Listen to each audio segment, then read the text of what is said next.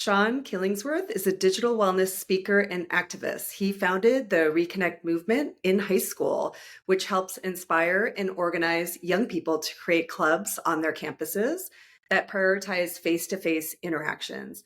Seán has appeared as a youth expert on local television in Florida and gave a talk on the collective action problem of technology at the PechaKucha Orlando in 2021 when he was just 18 years old. Hi, Seán. Thank you so much for speaking with me. Absolutely. I'm so happy to be here. So, my first question is why do you think young people need to connect in person, and why is connecting online not the same? So it's a great question. Being in person is something that used to like you would never even ask that question. Being in person was connecting. That was how everything was before phones and social media became so prevalent. And with the introduction of, phone, online, social media connection being brought in, it lacks a lot of the sustenance and truly fulfilling aspects of social connection that are needed. So for example, if you're texting someone, what is that experience actually like? You're receiving text on a screen, you're trying to interpret what they mean by that and then write back a crafted response, and this all could happen over the course of a day, and you could send 3 or 4 texts back and forth, versus if you see someone who, like, it's this rush of, like, you care for this person, you're in their aura, you're in their energy, you're able to actually feel what they're like and talk in real time. It seems like such obvious things, but my generation and a lot of the world has moved over to thinking that connecting through our phones is the same as connecting in person, and it is just not. Yeah. I mean, a couple things come to mind when you're speaking, and the first is just the brain science, right? So, and I tell this all the time to people when they ask me this question, because parents do push back. Well, they're on a video game, they're online, they're socializing. Like, isn't that great? And yeah, it is great, but it's a little bit like what you talked about, where, if you're hungry, you can have a bag of Cheetos or you can have a sandwich. I stole that from Hillary from Healthy Screen Habits. That's her metaphor, right? So you're being sustained, you're full, but are you really, getting that digital or getting that nutrition, right? Of like an in-person communication. But when we go to the brain science, like it's as simple as, when you're texting or talking online or on social media, you're getting lots of dopamine, right? Which feels good. And you also get dopamine in person. But when you're connecting in person, you get all the other feel good chemicals, right? You get the oxytocin, you get the serotonin from satisfaction, endorphins if you're doing something physically together. So it's just like a much more, like you described it, kind of a shallow way of connecting. It's connecting, but it's not what we need to do as mammals, because at the end of the day, we are still mammals, right? So I like how you framed it in the context of young people, but I think, like, if we strip it down to just like the basic brain science, like I think that says it all for sure. Okay, so let's talk about the one of the main topics that you talk about, which is called the collective action problem. So you've talked about the collection active problem of technology and young people. And this refers to the idea that, let's say you even you wanted to put your smartphone down, you wanted to log off your video games, you wanted to put your social media away, and be present in the real world. You really can't, because everybody else is on these online experience. So that is why this is a collective problem and not an individual one. So would you mind telling your story about when you first realized this problem as a child? Absolutely. So I came in contact with this issue when I got into high school. So for whatever reason, I was really excited to go to high school. I really was. I'd watched these '80s movies, that like 16 Candles and Pretty in Pink, and all these, like, Goonies, these teenager adventure movies, and I was so excited for high school. And when I got to high school, it was not nearly the experience that I saw in these movies. And of course, they're movie adaptations, but it was also, people weren't interacting the same way. People interacted so much more through Snapchat and Instagram. It was like people still talked in person, but talking in person wasn't the king. It wasn't talking in person wasn't the goal. The goal was to talk in person in order to get their Snapchat so they could talk over Snapchat.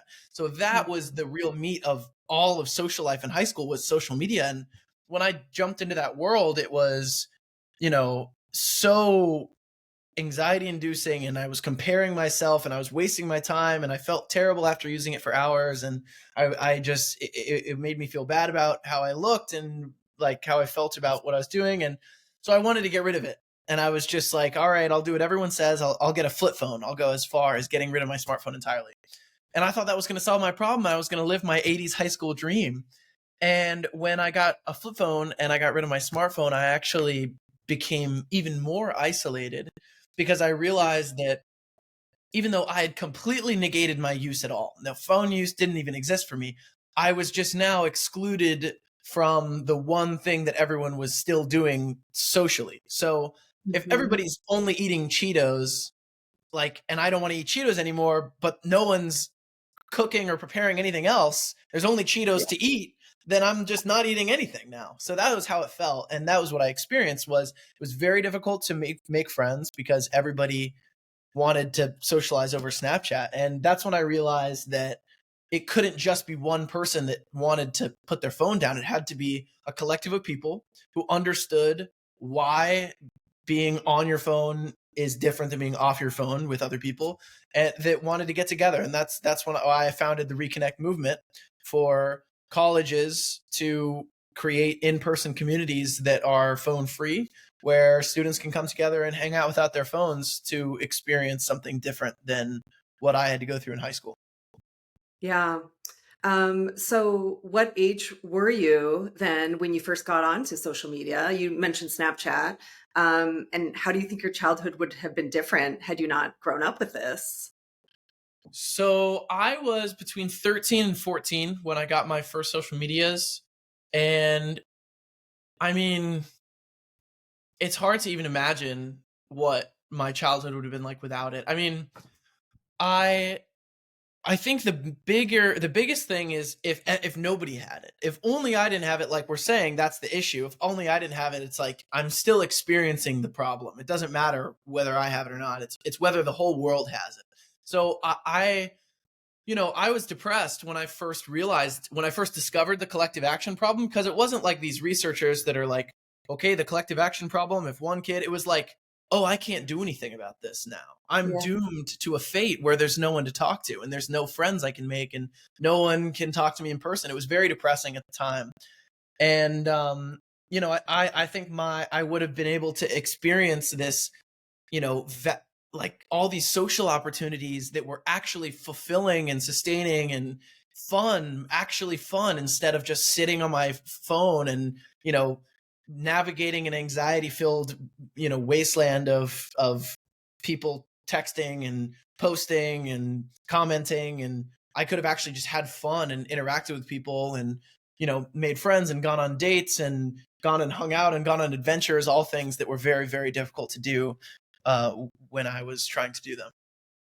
Yeah. So, I mean, you're so amazingly self-aware. Do you think other kids were as well, or were you one of the only ones that saw this as a problem? In my experience then, I was definitely one of the only ones. When I would speak about it, I would get either a response of, "Oh man," it was almost unconscious but still approving. It was like, "Oh man, I wish I could do that," because maybe they've Yeah. had some negative experiences with their phone and they wish, especially now, everyone has this feeling of like, "I wish I could just throw my phone across the room." Sometimes I wish I could just, never have to use it again. But so some kids would be like, "Oh man, I wish I could do that. That's cool." But some kids would be like, "You're crazy. What? You can't be off your phone. Like, what's wrong with you? You're." And then some kids would just be like, "Why would you do that?" Because I think it's like they're not going that extra step of like realizing like why they would never want to do that, because it would cut them off from all of their social ties. But, I think there's more of it now.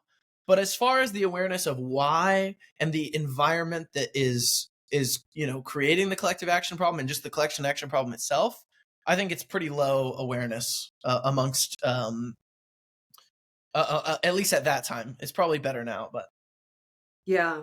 Yeah. I mean, it sounds to me like maybe some of your peers realized that this was a problem and they didn't like it, but they didn't have the will to actually do anything about it, or they didn't think they could, right? And that just highlights again the magnitude of this problem, right? So and then some, and the other thing to point out too is different people are affected in different ways by this stuff, right? Like some people can get on social media. I mean, it's very rare, but maybe scroll for a few minutes, put it down, right? And they can kind of have that willpower and the self control or whatever you want to call it. That's just not something that sucks them in. I think it's pretty rare, but it probably does exist where other people, like you described, feel themselves like having negative emotions right after it. So it's just so challenging for that reason because it's just such an individual, we know the collective action problem is a problem, but individually some people might be more sensitive, less sensitive,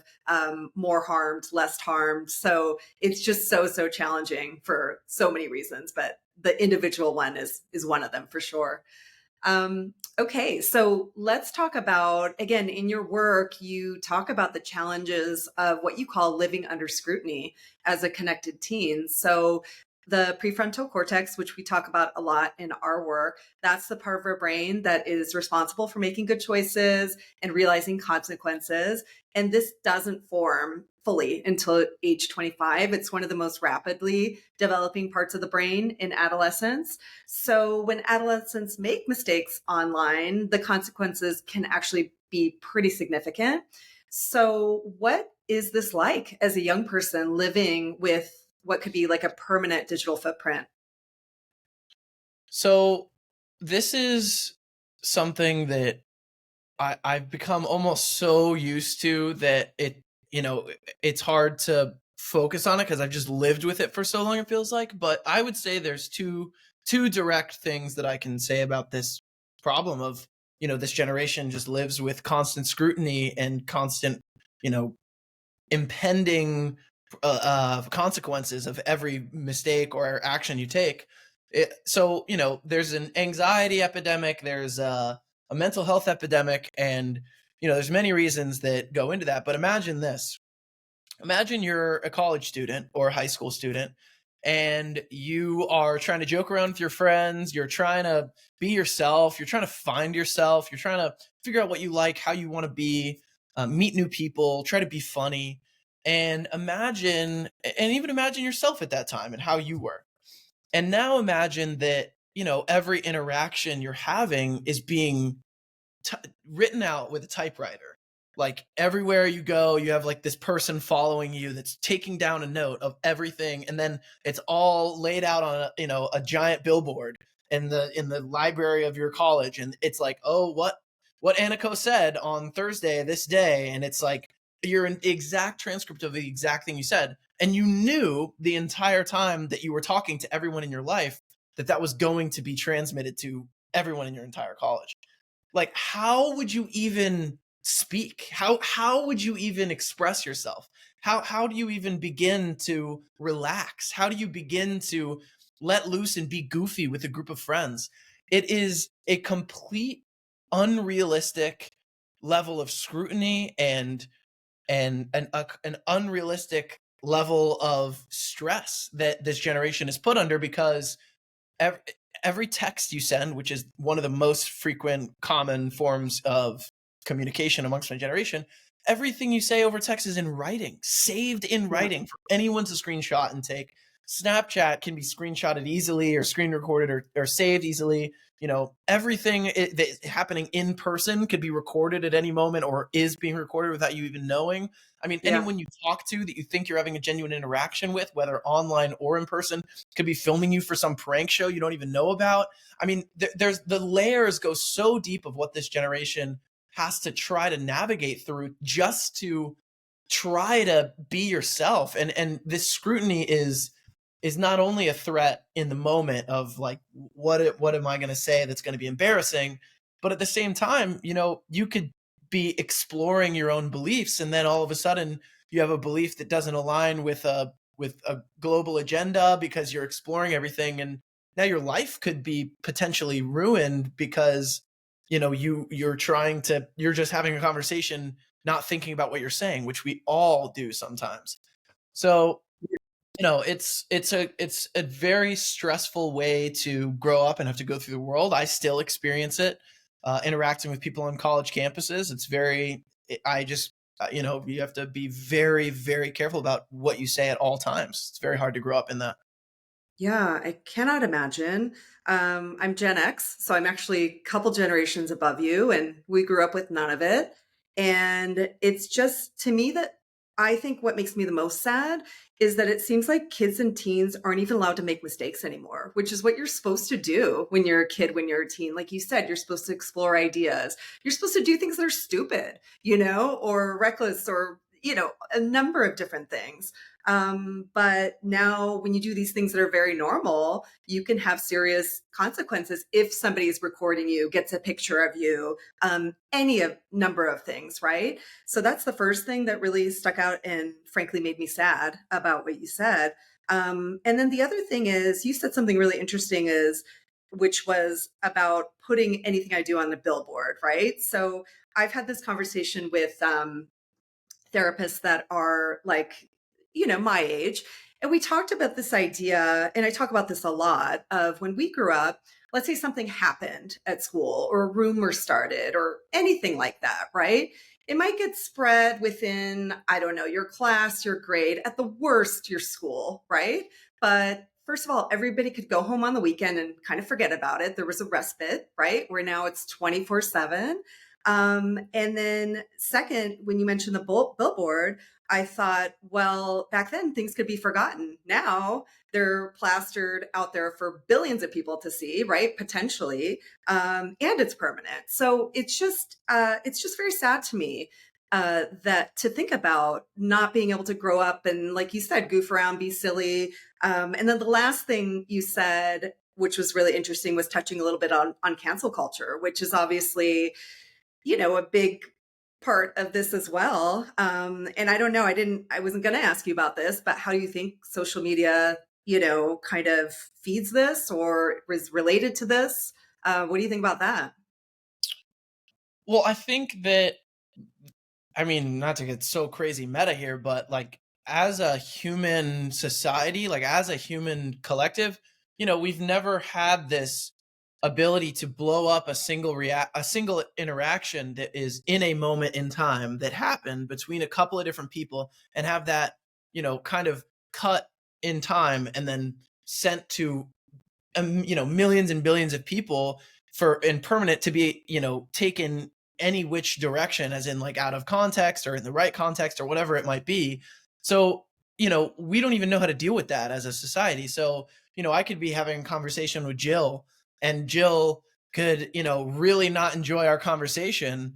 And then she starts filming me 15 minutes into an already maybe, not even heated interaction. Then all of a sudden it's heated. And then, it's completely one-sided. Or for both people, it's, some people take my side, some people take Jill's side.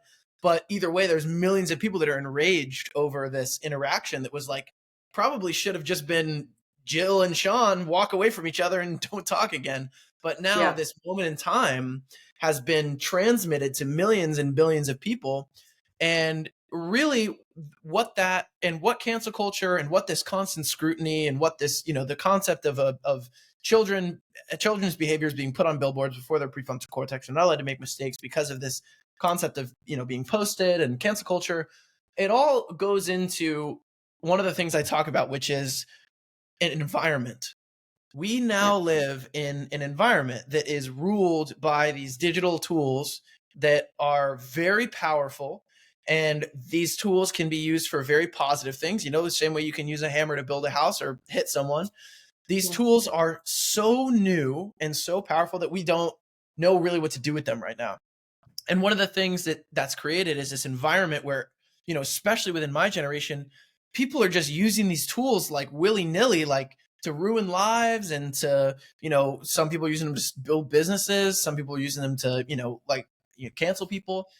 And as we advance, we will learn that certain environments are created when people are taking those actions. So, if I take a video of someone doing something that's embarrassing and I post that, that's a so what I call it is the wasteland, the digital Yeah. wasteland. That's a wastelander behavior. To be taking a video of someone to post it to, whatever, make them embarrassed or permanently create a footprint of something embarrassing they did. Most people wouldn't think of it that way, but you're perpetuating that environment of this is okay. So one of my goals is to educate people on how to understand what you're doing when you use these tools for a negative effect, and then be able to create almost like a societal understanding of, hey, you don't do that here. Or, same way you don't smoke on an airplane, you don't bring your phone out and start filming people at a bar. What's wrong with you? You're crazy. That could ruin Yeah. someone's life. But that's not an understanding right now. And over time, that will be understood because it has to be fixed. Yeah, I agree with you. And I know, your generation, you guys can't imagine this, but this is just, it's so brand new still. Like the iPhone came out in 2007. A lot of these platforms that you talked about and, the ability to stream video in your pocket, all of that wasn't until 2010, 2012. This is nothing in the course of modern history. And we're all figuring out how to navigate this, right? So, one of the things, it's really still Wild West, which is crazy that I'm still saying this, but it really is true. And I love that you talked about screen etiquette and that you're teaching it, because I do think this is something where parents hand these powerful tools, these supercomputers to their kids. And they know how to use them, they know how to navigate them, but are they thinking about the ethics? Are they thinking about the implications? Are they thinking about all these big questions that this powerful tool and these powerful systems allow you to do?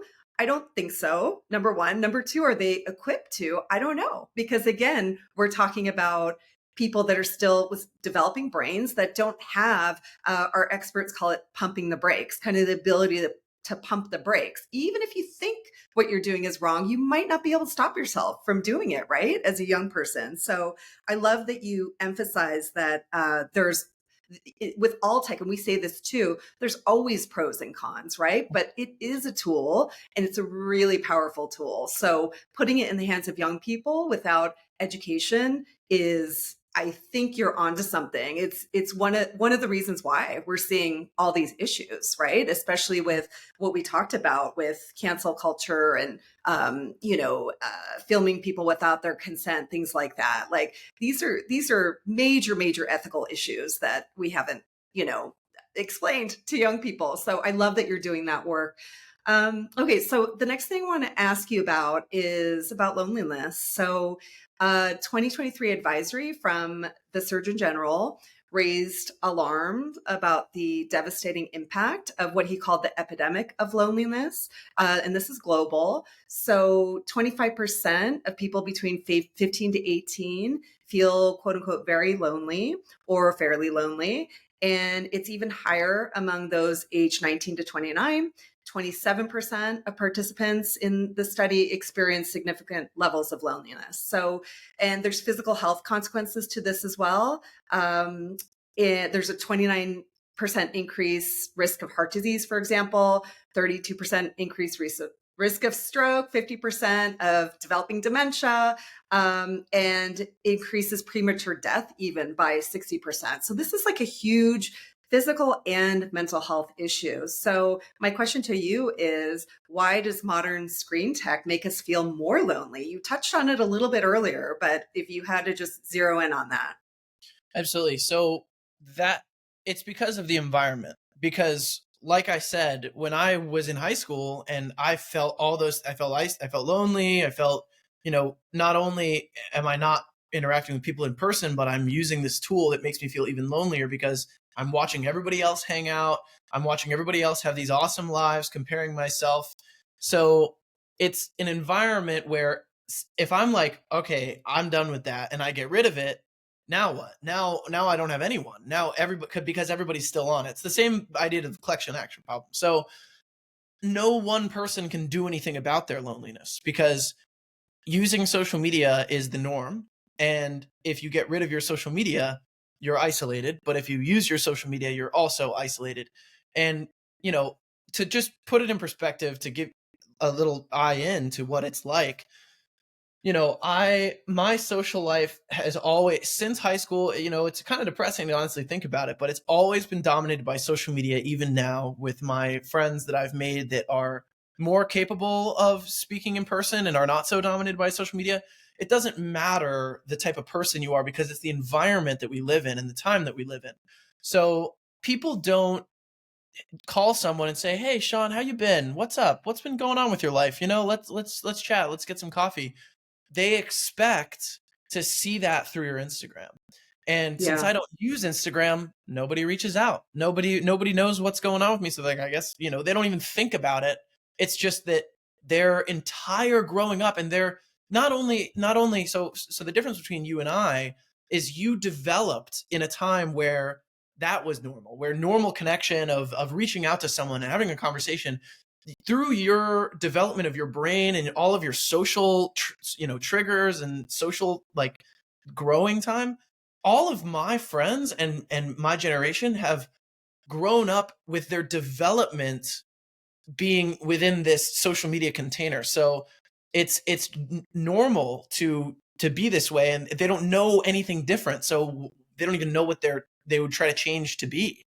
So so to give an example, my I have friends that I talk to a lot, and I have friends that we're super close with high school, but more periphery now. And I don't talk to a lot of people on a regular basis, to be honest. And I posted this thing on my Instagram because I was promoting the Anxious Generations Phone Free Fridays campaign for over the summer. So I posted on my Hmm. Instagram for the first time in like maybe almost a year, like 10 months or something like that. And it was like a video, and I had like every person that I kind of came into a periphery mini interaction was like, "Oh, I saw your Instagram post. That was awesome. What's up with that?" And I'm like, dang, like I need to post on Instagram to have anyone talk to me about something in my life. Yeah. Because everyone that I talk to, I haven't actually had a meaningful conversation with them in a while, but all of them brought that up to me. Like all of them were on Instagram and saw my Instagram. So that's what I mean to say the environment of how this Yeah. leads to loneliness, because everywhere you go, there's loneliness. And the only way out is through the toxic sludge of social media, which also breeds loneliness. And then if you leave, you end up like me with no one to talk to. Yeah. There's so much in what you just said, but one thing you mentioned, anxious generation. This is something that Jonathan Haidt has talked about. So millennials, they had flip phones. So my generation, we had nothing, with beepers. But the millennials had flip phones, and their mental health actually is fine. And he, goes into a lot of detail, but he actually points out that it's even better than my generation. And the reason for that is flip phones, they were hard to text on, right? So you did have to call somebody to, you know, get in touch with them, but they were using them to connect. They were using them to make plans to hang out in person, right? Or have a conversation or, name any other number of things. So I think that is really key. And what's also really interesting about what you said is like you almost can't call anybody. I can't even call anybody now. It's weird. If I call somebody, they're like, "What are you calling? Is this an emergency?" So it's even in my peer group, in my even as a mom, sometimes if I do call another mom, I'm like, "I'm sorry, I know it's weird to call, but I'm going to call because it's easier." And we have a laugh about it, but it's so true. I mean, it's even extended into my generation. So yeah, but there was just so many good things in there about that. You did also touch on this, which is what is called the paradox of exclusion. I don't know if you've heard that term. I just heard it the other day, actually, for the first time. But the paradox of exclusion in social media, this refers to the idea that being included in everyone's business creates anxiety because you actually feel excluded from everything, right? Because you saw that social media post of the party, or everybody else got on a group chat except you, right? So if you didn't have it, you never would have known the difference, right? So nearly 3/4 of US teens say they feel happy or peaceful when they don't have their phones with them. So how do you think being included in everything makes young people feel more excluded? That's that paradox we were talking about. Well, I think that, it's the same thing as as using these powerful tools, we don't know how to use them. We don't know what's good for us. We don't know what's going to hurt us, what's going to help us. We're all dealing with this kind of Wild West style at the moment. So, one of those things is we've created this paradox, like you're saying, where, oh, we're so connected to everyone in our lives because we know what's going on with everybody, but then we actually discover knowing exactly what's going on with everybody it feels way more isolating, makes you feel way more like you're alone, because our brains are archaic. Our brains are so geared towards nature and, like, tribal feelings of connection. So your actual experience when you're looking at your screen and you're looking at all these faces of people, and you're sitting in your bed, looking at this device with blue light, and all you see is all these other people looking like they're having a great time. Like, it tells your brain, like, you're excluded. You weren't there. You're Yeah. not a part of the tribe. You're not a part of the group. And it's just it kind of treats like us as if we were robots, but we're not. We're humans. And so, you know, if we didn't have feelings like this, or symptoms like emotions that kind of dictate how we feel about other people being together, like it really ends up backfiring, like you're saying. Yeah. I mean, I'll just give you a couple examples from my world, which is very different than yours. But I've had to hide all my friends from my Instagram. And the reason is, like, they will post something about a group of, my kids' friends together somewhere. And then I start going, well, why wasn't my daughter invited, or my son? And it's crazy. It's like, maybe we probably weren't even available, or we wouldn't have gone, or it doesn't matter. Right. But I started catching myself thinking these things, and then thinking that is just ridiculous. So for me, it's healthier to just, like you said, like, do the manual work of connecting with people in person. It's a little easier for me because I do see these people in person, at school or events, or things like that. And then on the flip side of that, kind of going back to what you were talking about with using these powerful tools, and kind of, I guess, thinking about what you post. Like, before I, and I don't post personally anymore, but when I did, I would always think about, I'm not going to post this picture from this event because not everybody was invited, and I don't want them to feel bad. Mhm. But I don't know if you grew up with it, if that is even something that occurs to you, right? Because of what you said, everyone's doing it. It's just part of life, or whatever. So I think that goes back to the digital etiquette stuff we were talking about earlier. But yeah, it's just a really fascinating paradox. And I've shared with you already, my son's 11, and he's pretty mad at me for not have given him a phone yet. But this is something that I've talked to a lot of the therapists about, and I really have been pushing on them to explain a little bit better, which is, I actually do think social exclusion is worse once you have it, at least when you're younger, right? When you're in that kind of tween or late elementary point, right? Like, he doesn't know what he's missing right now, versus when he does get it, he's going to see what he's missing every single day. So it's just so fascinating that it cuts both ways. But all the experts tell me the same thing. And I think you even personally told me the same thing, which is, they've said no kids ever died from social exclusion from, not having the tech, and that it does get much harder once you have it. So really interesting points that you brought up there. Okay, so I want to ask you about, oh, sorry, go ahead. No worries. I want to just bring it back really quick to what you said about how when you were posting, you would think about, Yeah. not everyone was here. I don't want to post this to make them feel that way. And you were wondering kind of if my generation has that thought process, because, we'd never known anything different. So because I think my generation has just lived in it, like, this is our environment. This is our life. This is what has always existed. We've never known anything different. So it's actually, since it's always constantly present, it's almost weaponized by my generation, specifically by, I've seen it mostly done by girls find it to be more, like Jonathan Haidt always says, like, Yeah. you know the way that the guys bully is generally physical, and the way that girls bully is generally like by stripping social status or connections or something like that. Yeah. And so I actually, it's not like, oh, I wonder if that person's, going to see this. It's like, okay, I have to post because that's my life and that's what socializing is. So if I'm going to have to post, I'm going to make sure that I'm in a picture with these people showing that I was there. And if they're not there, then okay, you're on the out, but at least it's not me.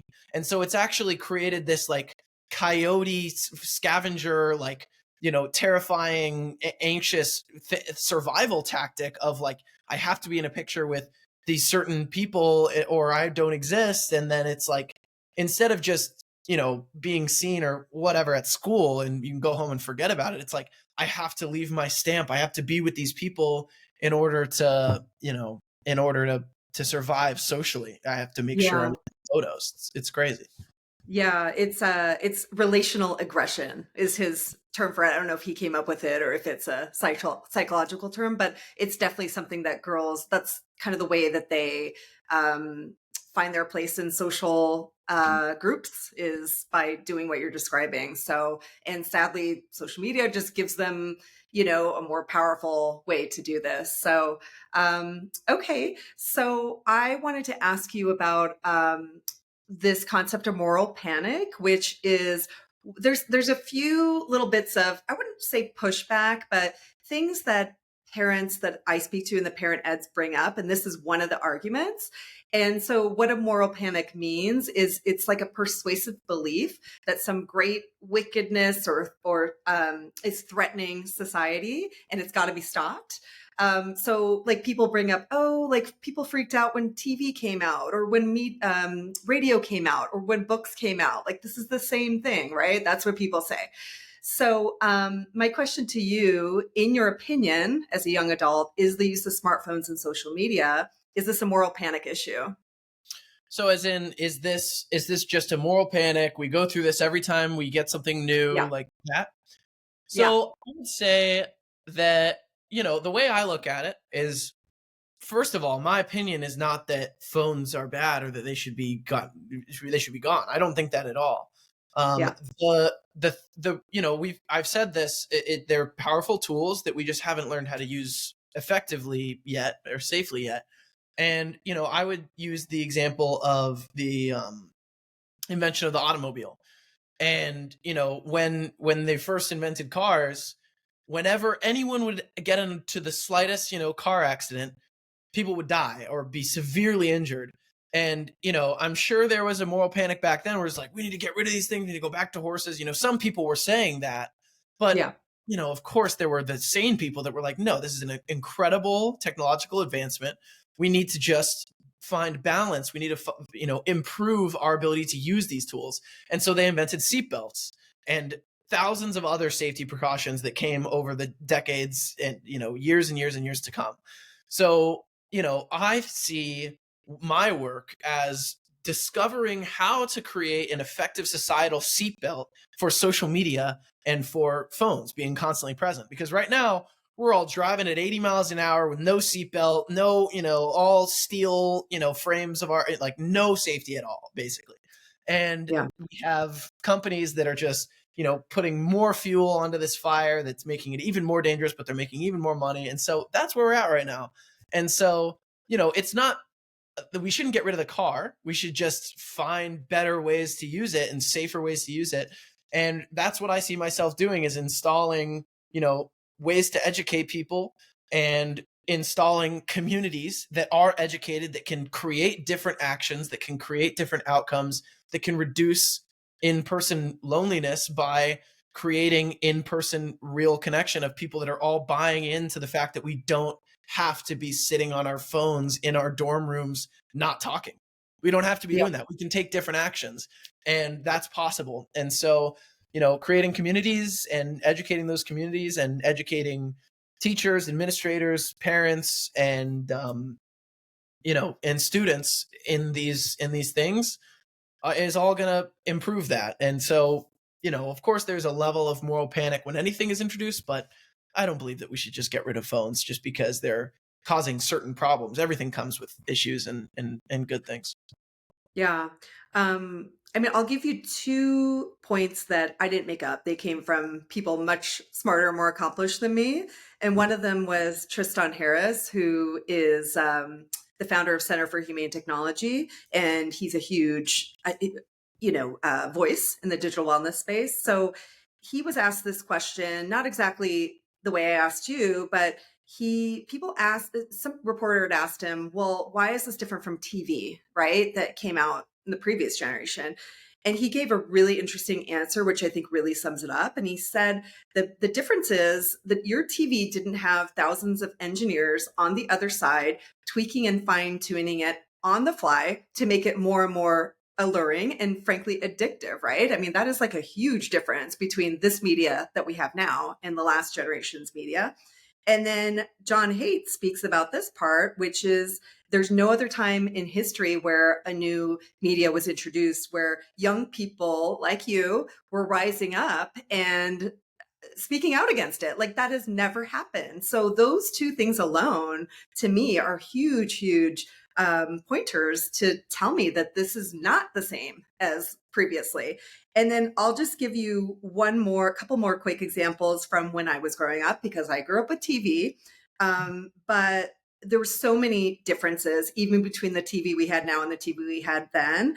The main one being volume. Like there was limited programming, and when it was on, it was on, and when it was off, it was off, right? So Saturday morning cartoons was the big thing when I was growing up. You'd get up, you'd binge for a few hours on, awesome programming for kids, and then it was off. If you slept in, you missed it. If you had something else to do that day, you missed it. So there's just and I could go on and on with examples like that, but it is just not the same. It's like exponentially more challenging and more advanced than anything we've had before. I mean, the technology advances very, very quickly. So those are just a couple examples, but definitely interesting to hear your take on it from a young perspective, because again, like the fact that you are identifying this and looking at this, it's not the grown-ups saying this is bad for you, we're going to stop this. You guys are saying this is bad for us and we need to change this. So that's huge to me. Okay, so let's jump to, I would love to know what advice you would have for kids or teens getting their first smartphone or getting onto social media right now. What's your advice to those kids? So my first advice would just to become aware of a few different things.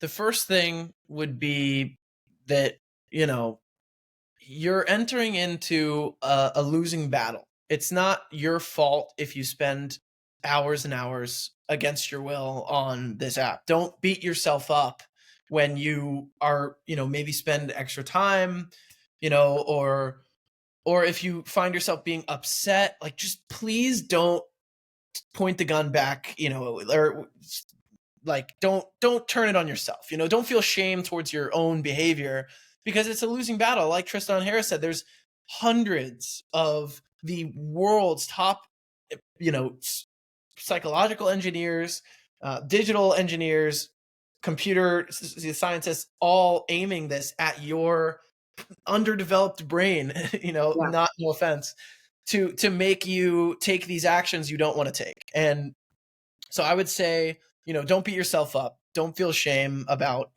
all of those things. And then I would also say, it's important to be aware of what's happening, right? So you have social media. You're so excited to have it, right? It's everything. It's what's going on. Everyone's on it. I want to have this. I need to have this.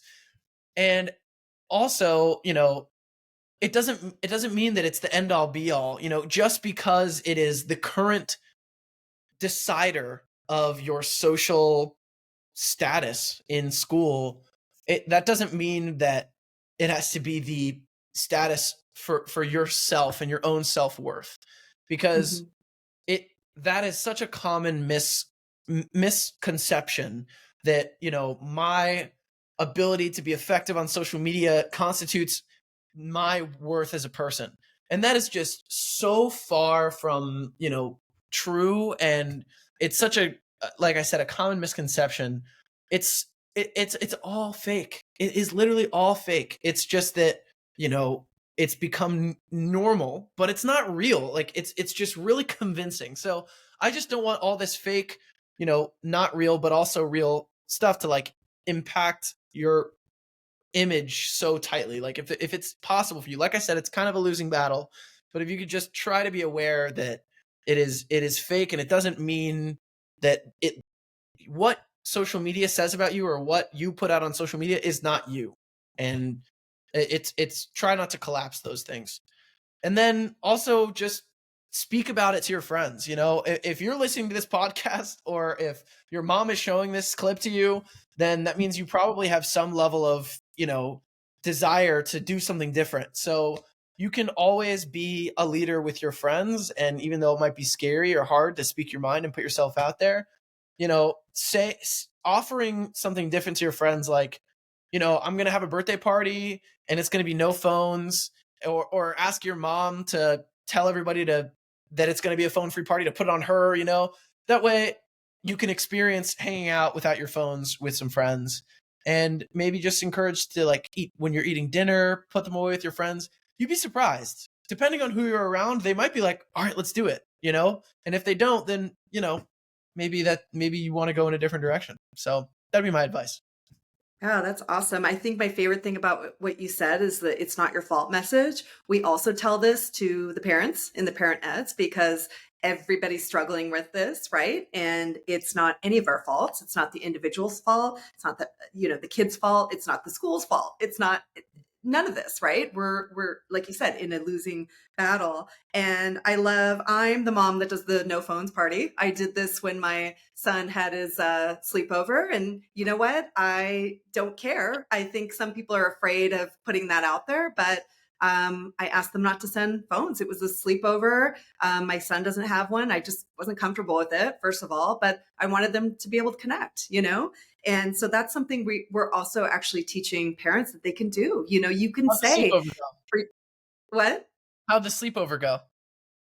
It went great. Yeah. I mean, it was fine. And he's young, he's 11, but a good portion of his friends have them, and I knew that if they came in, they would take over, it would be all what's on TikTok, what's on YouTube, everything else. And for the younger kids, we say the same thing to the parents, like, hey, if you're going to send an iPad to a play date, like check with the other parent. And it's okay to have these conversations. Like, we should normalize having these conversations, because the way we put it is like, it's okay that different families have different choices, and we should be able to talk about it just like we talk about diet, right? Like, I'm coming over, I'm a vegetarian, it should be the Right, same right, kind of right. thing.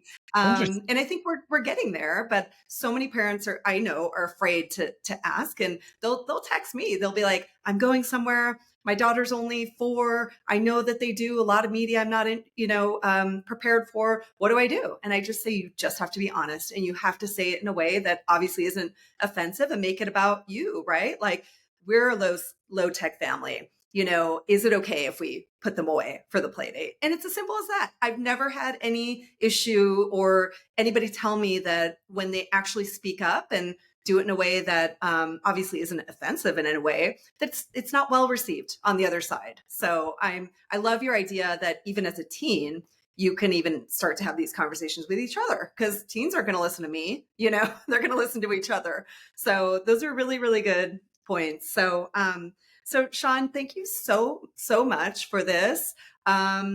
It has given us so much great insight coming directly from young people. I told you this personally, but involving young people in dopamine is a huge, huge priority of mine. I think this needs to come from you guys. So I love what Reconnect is doing, and your voice is just so unique and so inspiring. So thank you again so much. Absolutely. Happy to be here. I want to leave on one hopeful note. I just want to Yeah. say, just like cars got seatbelts and now it's just totally accepted and it's totally normal to be driving around safe cars, we will get there. And even though this seems so huge and so scary right now, I truly believe that, we will totally find balance. We will totally conquer it. I will be on the front lines the whole time. And, I talk to people my age all the time about this issue, and they all say, I'm never going to give my kid a phone. I'm going to figure out every way to not give them a phone, So Nice. this generation, like, like you're saying, we're coming out and speaking out about it. You know, this is going to, there's progress will be made, and this is not just a big scary boogeyman that will just win. And the truth and the right things to do will come forth and come to light. Yeah, I completely agree with you. I couldn't agree more. I'm optimistic. So, and I think we're at a tipping point. So, I agree. all right. Well, thanks again, Sean.